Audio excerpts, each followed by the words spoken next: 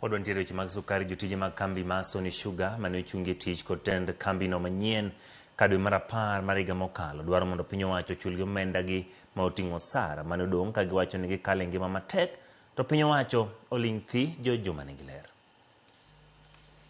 Bang'e to kuom dweche maloyo 2 ka onge lipot moro magiyudo kowuok kuom piny owacho ka otende kod chudo magi, moko kuom jotije machon 250 ma kambino mar Sony mane ochungie tich e higa mokalo ne odok e kambini ka bandho chudo margi. Nowachi ni kambi sirkal dhi chulo dweche 6, then the lisi ne chulo dweche 6 mane rumo dwe mar 6 higa ni 2026.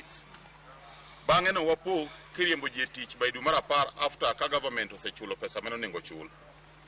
Now lisi the MOU manondiki okobedo honored. Kana donjo Sony in 2017 to unfortunately nyicho kayudo barua mondo transit Sony 2025. Niko ni as young as 34 years old, I'm retiring.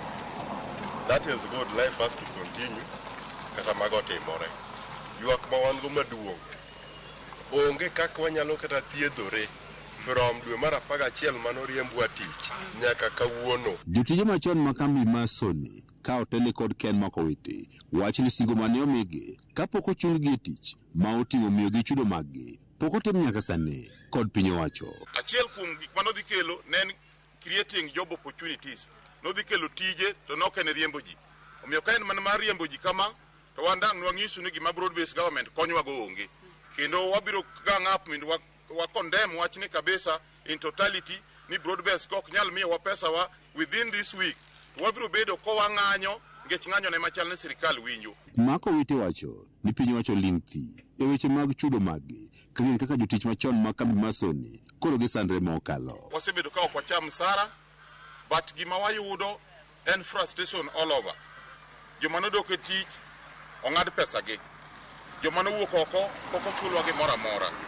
And sani nyithindo dhi skul wabedo gi nyithindo e dhot. Jotich machon gi ma kambi mar Sony wacho ni thoth nyithindgi okwame e udi nikech gionge kod omenda kata ma ginyalo dhigo sikul, ka bende kata dogago ni familia magi ok osebedo mayot. Jonyuol madongo ma wan mwarito to gimo kwayo sirkal ne uchungo we tich wakale sufferings mang'eny including tuoche gi stress. Wakwayo ni ka ber tugolnwa peswa mondo wang'e kaka ngima wanyalo dhi mbele, mondo nyithindwa dhi sikul, wayud kaka wanyalo thiedhore, wayud kaka wanyalo dak e ngima masani man gi dignity. Giwani gisebedo mana ka giketo geno kuom chudo ma onego migi kod piny owacho mondo koro gichakgo yore moko mag nweng'o ma oting'o ohala. Kata kamano chudo ni odagi chopo. Jotije machon gi maka mar sukari mar Sony oseyo jotend siasa e kaunti ma Migori magiwacho ni sani koro ling' thi kendo ok dewgi. To the area MP ma wan godo Mheshimiwa Walter Wino, wang'eyo ni ng'ama ratego kabisa kendo ng'ama osebedo kotiyo ne ji maber. To ling' ni kelonwa penjo mathoth malo duoko. Ni to in kanye sama jotich ywak kama, local leaders un kama nade mindu konywa e situation machalo kama.